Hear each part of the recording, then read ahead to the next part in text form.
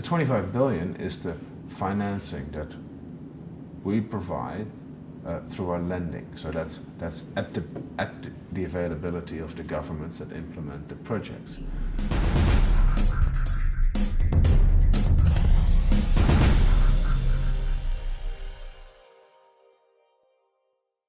Well, the World Bank is a poverty alleviation agency. That's our main goal, and we do that by two means. One is projects.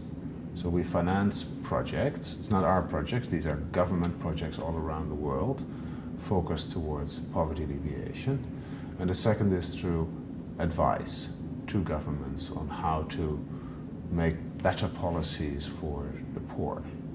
We have, our lending is about $25 billion a year, which is no longer that big compared to the private flows, but it's still significant in a number of countries, especially the poorest countries that don't get much money from the capital market. So there, in those poor countries, we're still quite significant. In China, we do $1.5 billion of lending every year, which is still one of our bigger clients. It's no longer the biggest, still one of our bigger clients, but of course in the grand scheme of things in China, it's still fairly small. Globally, we do a lot of health and education projects. We do quite a bit of infrastructure projects. That's where a lot of the money goes, because these are usually more expensive than social sector. Increasingly, we do environmental projects, local environmental issues such as water pollution and air pollution, but also global issues such as global warming and CO2 reduction. We implement part of the clean development mechanism under the Kyoto Protocol. So that's one of our financing sources, if you want, to help finance projects in developing countries. On the emerging economy side, and if you want, the middle-income countries, as we call them, we increasingly move to advisory services. Lending is less important there. It's still a bit important for us because we're a bank in the end and we want to do some business as well. We need to live by our bottom line, but in general our impact is less through money as it is more through ideas.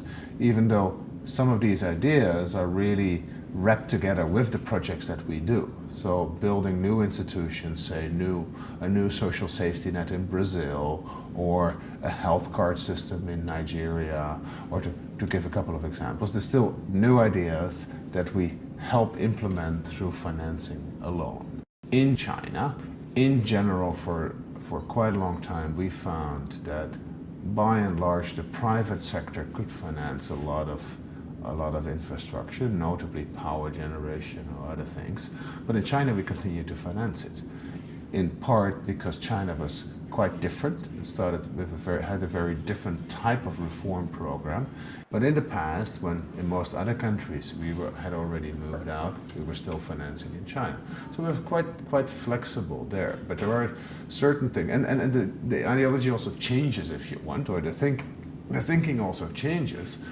What is quite appropriate for some phases where there's abundant private capital that seeks investment opportunities in developing countries.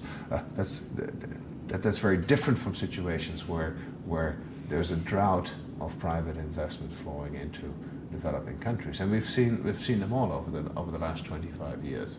Right after the Latin American debt crisis, private capital international private capital hardly flow to developing countries, so the World Bank's role became more expanded, even in sort of areas where traditionally private finance took a higher role. Nowadays, there's quite a bit of an abundance of capital, and so in many emerging countries or middle-income countries, World Bank financing in more market-oriented projects are less needed. Nevertheless, there's still a whole range of countries, especially among the poorest and especially in Africa, that don't receive private financing. So for all kinds of other reasons, for more broadly creditworthiness reasons. So even if you want the private sector to finance, they won't move in. So there the World Bank has a role. The 25 billion is the financing that we provide through our lending. So that's at the availability of the governments that implement the projects. For the World Bank itself, if we look at our administrative budget on how we use our administrative resource, people, how we use our people, sort of in terms of lending, in terms of portfolio management, making sure that the money is well spent, that's called portfolio management, and then advisory services, that's very roughly, and don't hold me to the number, but very roughly about 1/3, 1/3, 1/3. So 1/3 in new lending and project preparation, 1/3 in portfolio management, making sure that procurement rules are followed, making sure that financial management is correct, making sure that the audits are done, etc.